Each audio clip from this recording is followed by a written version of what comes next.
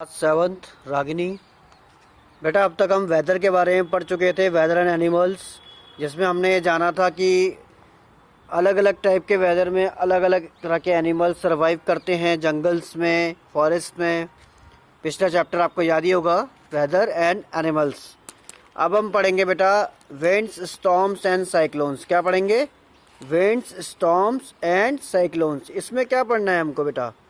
इसमें हमें पढ़ना है विंड्स के बारे में। विंड्स मतलब हवाएं।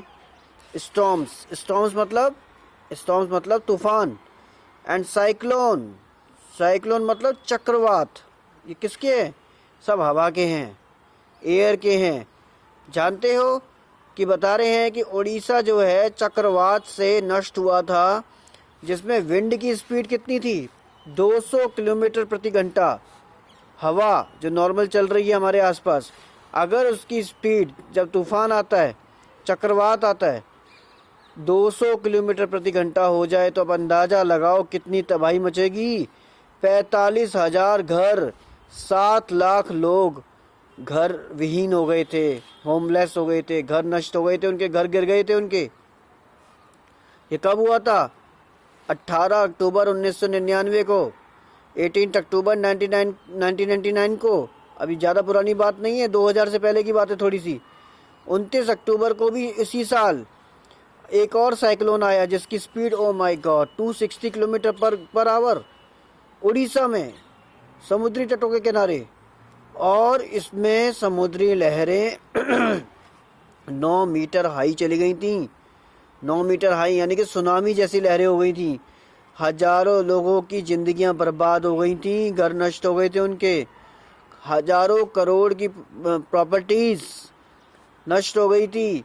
साइक्लोन ने अफेक्ट किया खेती बाड़ी, एग्रीकल्चर मतलब खेती बाड़ी, ट्रांसपोर्ट मतलब परिवहन पे, कम्युनिकेशन मतलब संचार पे, मतलब सारी बातचीत सब बंद हो गई थी। ट्रांसपोर्ट, कहीं आना जाना सब खत्म हो गया था, सब रुक गया था। और बिजली बाधित हो गई थी। ये देखो image from a satellite of a cyclone approaching the coast of Orissa. Coast मतलब समुद्री तट, कोस्ट मतलब समुद्री तट। किसने दिया ये? कोर्सी Indian meteorological department New Delhi. ये Indian meteorological department New Delhi ने बना के दिया है डाटा। ये पूरा, ये पूरे, ये सैटेलाइट इमेज है बेटा रागिनी, ध्यान से देखो उसको। ये सैटेलाइट इमेज है, ये हमारे जो आपका वेदर डिपार्टमेंट होता है उसने दी है ये, कि हवा का इतना प्रेशर था, देखो इतनी तबाही मची थी हवा का। ये देखो तूफान है, ये सारा चक्रवात का इफेक्ट शो हो रहा है, ये कि जब चक्रवात आता है तो इस तरीके से तबाही मची थी।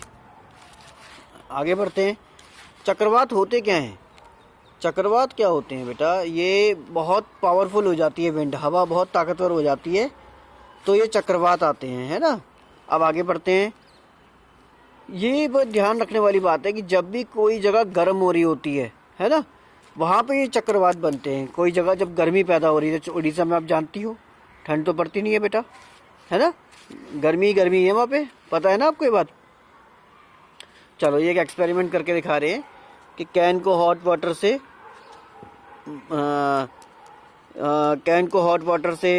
भरा है और रखा है जब तक कि वो ठंडा नहीं हो जाता। तो एक्सपेरिमेंट है, मतलब वो दिखाना चाह रहे हैं कि पहले हॉट एयर निकलती है, उसके बाद ये सब चक्रवात वगैरह आते हैं। इसके डिटेल्स आप पढ़ लेना, है ना। यहाँ से ये पूरा, ये एक एक्टिविटी है और कुछ नहीं है, ठीक है बेटा। अब इसमें है कि हाउ विंड स्पीड्स आर एक्लम बाय रिड्यूस एयर प्रेशर। ये विंड स्पीड्स कैसे इतनी बन जाती हैं जब अचानक एयर प्रेशर कम हो जाता है वातावरण में, ठीक है ना। इसकी भी एक एक्टिविटी है। जब आप बोतल में हवा भरते हैं तो बोतल फूलती है, नहीं फूलती है? ऐसे ही वातावरण में जब एयर का प्रेशर बढ़ता है, बैलून देख लो ना, बैलून में भी जब ज़्यादा हवा भर दी जाती है तो फट जाता है ना। और ये देखिए एक एक्टिविटी और दी है इन्होंने कि दो बैलून्स को ब्लो कर दो, मतलब हवा भर दो, उनको एक स्ट्रिंग पे टांग दो और उनको जो दूरी रखो उनमें 8 से 10 सेंटीमीटर की, है ना। फिर उसमें ये देखो कि उसमें ये देखना आप कि स्पेस उनका कितना रहता है, कम होता है कि बढ़ जाता है, ये आपको नोट करनी है। ये एक्टिविटी करने की है, ठीक है ना। अभी एक्टिविटीज़ हैं, स्ट्रिप ऑफ पेपर वगैरह सब ले ली हैं। उसके बाद इसमें कुछ बैलून्स के साथ कुछ बैलून्स को नज़दीक लेके जाना है, वो एक बात की बात है। एक्टिविटी में पढ़ लूँगा, बता दूँगा आपको, ठीक है बेटा। क्योंकि ये देखो, ये blowing over A strip of paper, इसमें ये दिखा रहे हैं कि जब भी हवा मार रहे हैं, जब भी हवा फेंक रहे हैं, तो ये स्ट्रिप है, ये उठ रही है ऊपर हवा से, है ना। स्ट्रिप लिफ्टेड अप, मतलब स्ट्रिप जो है ऊपर उठ रही है ना। तो जब ये हवा बंद हो जाती है तो वो स्ट्रिप नीचे अपने आप गिर जाती है। अब उसका कारण क्या है, कारण बता रहे हैं। When we blow into the mouth of the bottle, जब बॉटल हमने भरी थी ना, वह the air near the mouth has high speed, जब हवा भर रहे थे बोतल में तो उस समय एयर की स्पीड बहुत हाई थी। तो ये इसने क्या डिक्रीज़ किया, इसने डिक्रीज़ किया प्रेशर को वहाँ पे बोतल के अंदर। जो एयर का प्रेशर था बोतल में, ठीक है ना, वो ज़्यादा हो गया था मुंह के नज़दीक। किसके नज़दीक? मुंह के नज़दीक, क्योंकि मुंह से भरते हैं हवा, ठीक है ना। तो जो एयर उसके अंदर बॉटल के अंदर इकट्ठी होती चली गई, उसने क्या किया, उसने ये किया कि बॉटल को थोड़ा और ज़्यादा फुला दिया, बॉल आउट, है ना। ये जो क्या नाम है बॉटल है आपकी, इसमें काफ़ी उठाव सा आ गया, थोड़ी फूल सी गई। ऐसे जब बैलून्स का केस आपने लिया था तो ये आपने देखा था, pressure of air between the balloons were somehow reduce. आपने जब ये देखा, जब उनको नज़दीक लेके गए तो प्रेशर ऑफ एयर जो था वो काफ़ी कम हो गया था, थोड़ा कम हो गया था। The pressure outside the balloons would then push them towards each other. जो प्रेशर बैलून्स के बाहर था वो एक दूसरे को बैलून्स पुश कर रहे थे जब एक तार पे टांगे थे वो, ठीक है ना। When you blew up the paper strip it went upwards। ठीक बात है, जब हवा मारी थी तो उठा था वो, देखो ना, उठा था। जब हवा मार रहे हैं स्ट्रिप को तो ये ऊपर उठ रही है, और जब हवा बंद कर रहे हैं तो नीचे गिर रही है। तो ये इसका मतलब ये है, this could happen if blowing over the paper reduce the air pressure over the strip। जब एयर प्रेशर स्ट्रिप के ऊपर कम हुआ तो वो नीचे गिर गया। We see that increased wind speed is indeed accompanied by a reduced air pressure। हमने ये देखा कि जो इंक्रीज विंड स्पीड होती है वो जैसे जैसे इसकी विंड इंक्रीज होती है, एयर प्रेशर कम होता चला जाता है। जैसे जैसे विंड स्पीड इंक्रीज होती है एयर प्रेशर कम होता चला। कभी आपने ये देखा है, ये जो हाई स्पीड विंडोज़ होती हैं बड़ी बड़ी ऊंची ऊंची बिल्डिंग्स में, ये गिर जाती हैं जब आंधी या तूफान आते हैं। तो अगर रूफ वीक होते हैं, अगर मतलब उनके छत अगर वीक होती हैं तो वो गिर भी जाती हैं, ब्लोन अवे, गिर जाती हैं, क्योंकि उसमें जो जिस प्रेशर पे वो खड़े हैं वो प्रेशर उनका कम हो जाता है और एयर प्रेशर बढ़ जाता है। तो विंड का प्रेशर जब बढ़ गया तो वो गिर जाते हैं, ठीक है ना। ऐसी हवा की वजह से कई बार बारिश तक आ जाती है, क्योंकि वो ऊपर एटमॉस्फेरिक प्रेशर को कम कर देती है। तो you already know that when air moves it is called wind. हम जानते हैं कि जब हवा घूमती है, इस घूमती हुई हवा को विंड कहते हैं। क्या कहते हैं? घूमती हुई हवा को विंड कहते हैं। Air moves from the region where the air pressure is high to the region where the air pressure is low. Air कहाँ से मूव करती है? Air moves from the region where the air pressure is high. जहाँ air pressure high होता है उस reason से कहाँ पे जाती है? वहाँ पे where the pressure is low, जहाँ प्रेशर लो होता है। The greater the difference in pressure, जितना डिफरेंस प्रेशर में होता है, the faster the air moves. इसका जितना डिफरेंस बढ़ता जाता है एयर प्रेशर का, मतलब स्पीड का एयर प्रेशर के साथ जितने ज़्यादा डिफरेंस बढ़ता जाता है, एयर की स्पीड बढ़ती चली जाती है, ठीक है ना। इसके बाद भी इन्होंने एक्टिविटी दिखाई है, एयर एक्सपेंड्स ऑन हीटिंग। जब हीट देते हैं, जब हीट करते हैं, तो जैसे ये बॉइलिंग ट्यूब है, इसमें क्या किया है, बैलून को ऊपर बांध दिया है, neck of the balloon tube, ये neck of the boiling tube.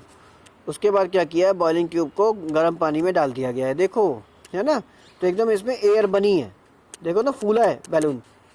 और जब ठंडे पानी में डाला गया तो बिल्कुल जो हवा थी उसके अंदर वो भी निकल गई। The shape of the balloon in hot and cold water, मतलब कोल्ड वाटर में तो रिड्यूस ही हो गई बिल्कुल, है ना। तो क्यों, ऐसा क्यों? क्योंकि उसमें एक तो इस एयर की स्पीड कम हुई, दूसरा दूसरा एयर का प्रेशर कम होता चला गया, जहाँ हीट थी वहाँ प्रेशर बढ़ा और जहाँ हीट नहीं थी वहाँ प्रेशर गिर गया। देखो हॉट एयर राइजिंग अप। ये देखो यहाँ पे 2 टांग रखे हैं इस तरह से, क्या लैंप्स टाइप के क्या हैं, बैग्स, 2 पेपर बैग्स हैं और एम्प्टी पेपर कप्स हैं ये, है ना। जैसे जैसे हीट दे रहे हैं तो ये फूल रहे हैं, और जब हीट नहीं दे रहे तो ये वैसे के वैसे या सिकुड़ जाते हैं। ठीक है ना बेटा। तो बहुत अच्छा चैप्टर है बेटा, इंटरेस्टिंग चैप्टर है, थोड़ा सा टफ भी है, थोड़ा हमको कंसेप्ट इसमें समझने पड़ेंगे ध्यान से, है ना बेटा। As the warm air rises up it pushes the bag over above the candle. बिल्कुल सही बात है। Does the disturbance of the balance suggest the warm air is lighter than the cold air? No, warm air light थोड़ा है, warm air तो बल्कि भारी हो गई कोल्ड एयर के मुकाबले। It is important to remember, देखो साफ कह रहे हैं, ये एक दिन में ख़त्म नहीं हो सकता चैप्टर बेटा, लेंदी चैप्टर है आपका, ये 2 डेज तो लेगा। It is important to remember that on heating, heat करने पे the air expands and occupies more space. तो कितनी बड़ी बात आ गई। It is important to remember that on heating the air expands and occupies more space when the same thing occupies more space. जब वही सेम चीज़ मोर स्पेस ऑक्यूपाई करती है तो वो लाइट हो जाती है, लेकिन एयर जब लेती है तो वो हैवी हो जाती है। लेकिन इस केस में द वार्म एयर, जो गर्म हवा है, वो कोल्ड एयर से भी लाइट हो रही है। यानी कि जब हवा भरी हुई है तो वार्म एयर जो है वो ठंडी हवा से भारी नहीं है, हल्की है। इसी कारण जो होता है धुआं हमेशा ऊपर जाता है, क्योंकि उसमें गर्म वार्म एयर होती है। ठीक है ना। प्रकृति में कई तरह की सिचुएशंस होती है जब वार्म एयर एक प्लेस पे ऊंची उठती है, द एयर प्रेशर उस जगह पे कम हो जाता है, और जो कोल्ड एयर होती है, ठीक है ना, वो उस जगह को भरने का प्रयास करती है जहाँ से वो निकल चुकी होती है गर्म हवा। तो ये कन्वेक्शन बनाता है एयर में। क्या बनाता है बेटा? कन्वेक्शन। अब कल हम पढ़ेंगे wind currents are generated due to uneven heating on the earth, uneven heating between the equator and the poles. कल से ये टॉपिक पढ़ेंगे। ठीक है बेटा। जब तक जितना मैंने समझाया, ये वीडियो को आप बार बार पीछे करके समझिए, जितना कंसेप्ट आज तक हमने समझाया है। हाँ, एक कंसेप्ट हमको जरूर समझना होगा बेटा, कि यहाँ पे जो हमने डेमोन्स्ट्रेशन देखा था हॉट एयर राइजिंग अप में, बेटा यहाँ पे हमको ये देखना होगा बच्चे कि हॉट एयर में ताकत होती है और हॉट एयर भारी नहीं, हल्की होती है, भारी होती है कोल्ड एयर। ये कंसेप्ट हमें नया सीखने को मिला, मुझको भी नया सीखने को मिला। मैं भी सोचता था कि हॉट एयर भारी होती है, पर आपकी बुक कह रही है, देखो when the same thing occupies more space it becomes lighter, the warm air therefore lighter than the cold air. है ना, कोल्ड एयर से ठंडी हवा से ये वार्म एयर भारी होती है, वो सॉरी हल्की होती है, इसलिए स्मोक गोज अप। समझ में आ रहा है? बाकी मैं भी ये चैप्टर पढ़ता हूँ आगे, और आप भी ये चैप्टर आगे पढ़ो, पीछे का पढ़ो, रिवीजन करो। बाकी हम बाकी सिलेबस हम इस चैप्टर का कल करते हैं, और कल इस चैप्टर को एंड अप करते हैं। ओके बेटा, बाय बेटा, बाय बच्चे।